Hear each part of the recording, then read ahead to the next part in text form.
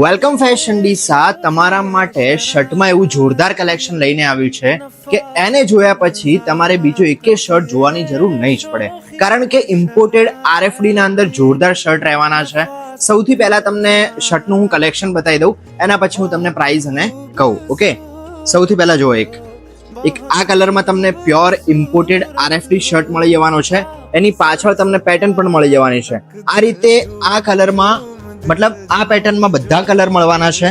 એક આ જોઈ લો, બ્લેક કલર છે, એક આ મરૂન કલર છે, એક આ ગ્રીન કલર, એક આ બ્લુ કલર, એક આ ક્રીમ અને એક આ ગ્રે કલર. આમ ટોટલ 6 થી 7 કલર તમને અવેલેબલ મળવાના છે.